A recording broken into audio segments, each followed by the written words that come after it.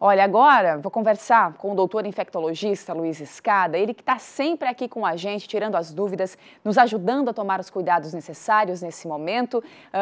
Conversa via internet, né? Por conta da segurança também, né, doutor? Bom dia, seja muito bem-vindo aqui ao Santa Catarina no Ar. Bom dia, Vanessa.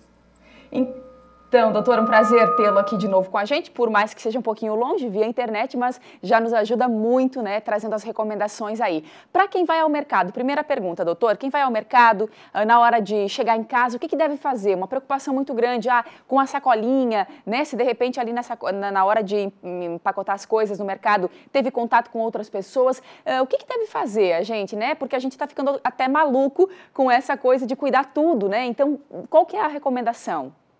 Sem muita paranoia, vamos usar o bom senso. Chegou da rua, deixa pelo menos o sapato ali na entrada da casa, lava a mão com água e sabão para manipular os produtos, né?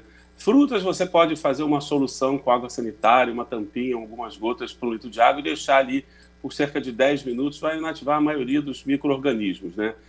As embalagens que possam você usar, limpar com algum produto como álcool gel, limpa para guardar ela. Essas embalagens ficam ali também em repouso por 10 minutos, mais ou menos, elas vão estar aptas para ser usadas. Você pode manipular elas sem risco delas te contaminarem. E depois que terminar esse processo, lavar sua mão gentilmente com água e sabão corrente, né? Por 20 segundos a 30 segundos. Aí você vai ter aquilo que trouxe de casa minimamente adequado para consumo, né? O que se faz, se orienta que se faça isso periodicamente com os produtos que estão chegando em casa. O risco é pequeno, mas a gente nunca sabe. A gente pode ter chegado no mercado, alguém estava com alguma secreção ali no caixa, vai pegar os produtos e pode contaminar o ambiente. E se você leva a mão na boca, pode você se contaminar com algum micro-organismo que está ali, inclusive o próprio coronavírus, né? Tem cachorro ou outro animal de estimação que vai descer do prédio, por exemplo, só para dar uma caminhadinha ali no prédio mesmo. Não sei se nem isso é indicado. Queria ver com o senhor até se é indicado, se pode fazer isso, descer do prédio, quem mora em apartamento, né? E dar uma caminhada ali e voltar para casa. O que deve fazer, né? Na verdade, assim, isso tem que acontecer, senão o bichinho vai ficar doido, né? Leva ali para fazer a higiene, tudo anda um pouco, de preferência só você e o animal, né? E volta, faz o mesmo processo. Os animais, eles não vão ser veículos de transmissão desse vírus, porque o vírus teria que fazer um ciclo neles, entendeu? Para depois passar para o ser humano. Cuidados com os animais a gente tem que ter de uma forma geral. Cuidar deles, dar banho, evitar que eles lambam a nossa cara e tudo, por conta de outros motivos, né?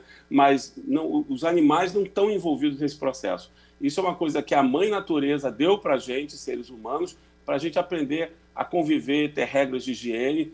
É assim que, digamos, que a mãe ensina os filhos, né? Colocando restrições de convívio e orientações.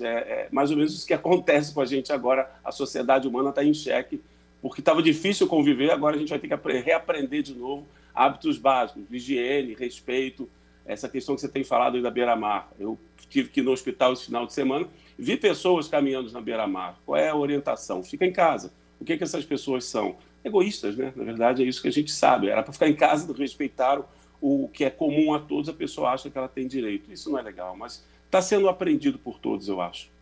Um grande aprendizado mesmo, né? Se vale para um, vale para todos, não tem exceção, né? Todo mundo tem que seguir essas orientações. Outra dúvida também em relação a prédios. Elevador.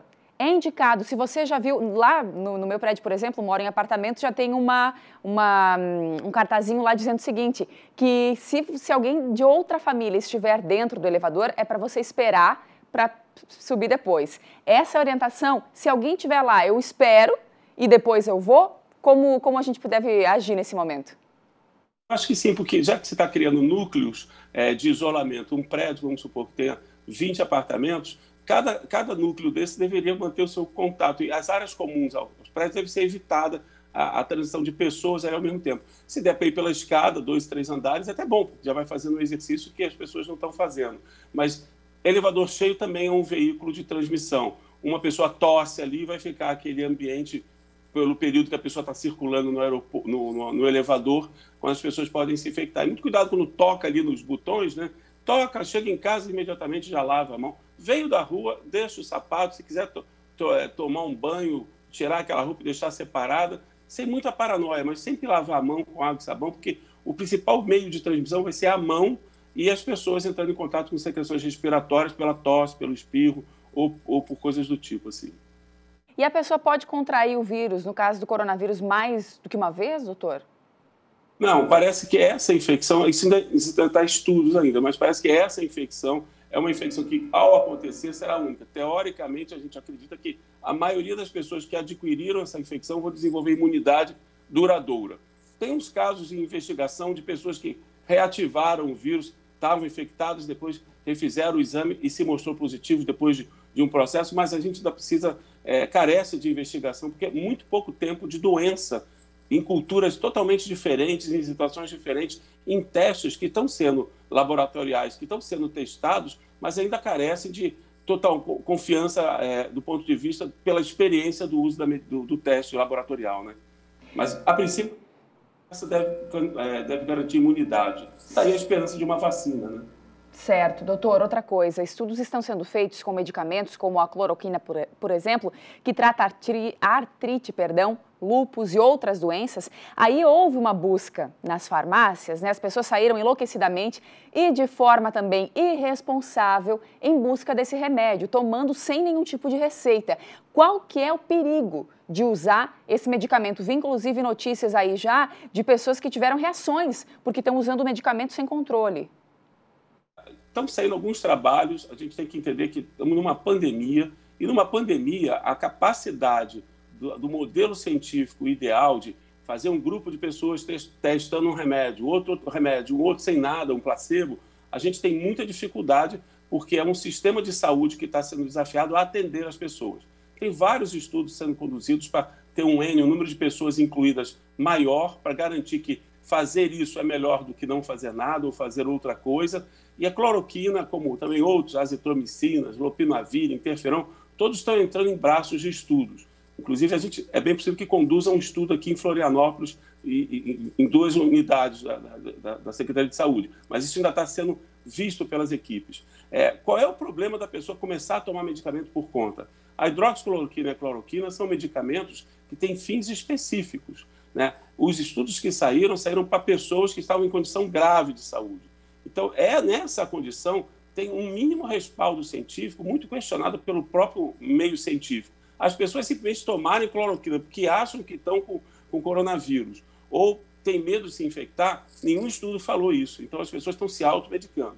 Não é isento de efeitos colaterais. A cloroquina e a hidroxicloroquina não é uma droga tão tóxica, mas podem ter efeitos colaterais, como alteração retiniana, problemas no coração, e elas são muito específicas para tratamento, profilaxia de malária e também para pessoas com lúpus, artrite reumatoide, terem atividade inflamatória controlada. Aí o pessoal correu na farmácia e o pessoal da reumato que estava precisando tomar essa medicação ficou sem. Isso não é justo e é baseado simplesmente numa crendice popular.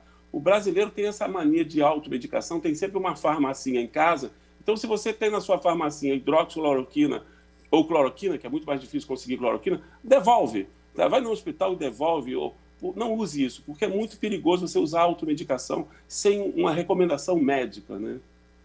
E de forma super irresponsável, mais uma vez, o egoísmo, né, doutor? Como você falou antes aí de sair para caminhar, gente, as pessoas que precisam do medicamento, que tratam doenças, ficaram sem no Brasil por conta das pessoas que saíram, né, comprando aí sem controle algum, e aí todos esses perigos que o doutor acabou de trazer para a gente, né? Doutor, outra coisa, esse decreto é de 7 dias, iria até amanhã, né? Esse tempo é suficiente ou precisaríamos de mais tempo, né, dessa questão de ficar em casa, né, ficar isolado, nessa quarentena? Qual que é a opinião do senhor? Bom, não quero jogar um banho de água fria no pessoal não, mas vai precisar de mais tempo sim, né? O que você falou, as pessoas são egoístas, elas na verdade estão com medo, né? É um medo egoísta, né? De eu vou garantir meu remédio primeiro, o que não é o momento disso. Gente. É o momento de parar, ter lógica, clareza, aguardar o sistema de saúde começar a se estruturar e fazer a sua parte, é ficar em casa. Da minha opinião, que esse período de quarentena vai ter que aumentar. 7 dias não foi o suficiente, a gente sabe disso, e é um sacrifício que todo mundo tem que fazer para garantir a saúde à coletividade, né? Na verdade, o que a gente está fazendo individualmente é a trabalhar em prol de uma sociedade mais saudável na frente, já que a gente não tem como combater o vírus com vacina ou com medicamento profilático, então é ficar em casa e evitar o contato. Mas eu acredito que pelo menos se demonstrou nos países, alta testagem ajudou a testar a população, que a gente deve começar em breve, né? E também reclusão, ou seja, a pessoa fica em casa para evitar a disseminação do vírus, senão começa a pegar populações de maiores riscos, como idosos, pessoas com doenças crônicas, e aí sim, essas pessoas podem adoecer gravemente e fazer o sistema de saúde entrar em colapso. Então, eu acredito que essa quarentena deve prosseguir mais uma semana a um mês até possível, sabe? Porque em Santa Catarina, particularmente, eu acho que isso vai ajudar muito, muito porque a gente tem uma distribuição da população bem diferente dos outros estados do Brasil, uma população que tem a capacidade de fazer intermediação de comércios e tudo, então vai sofrer, vai ser difícil, mas é diferente morar numa megalópole como São Paulo, com milhões de pessoas, onde restringir o trânsito é muito difícil, né?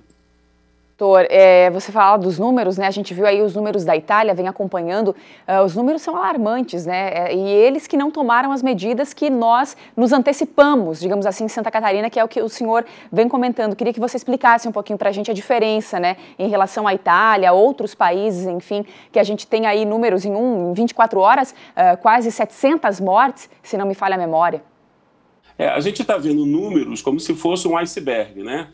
A gente sabe que um iceberg é aquela montanha de gelo que fica no mar, o que a gente vê é 1/10, 1/7 do tamanho do problema.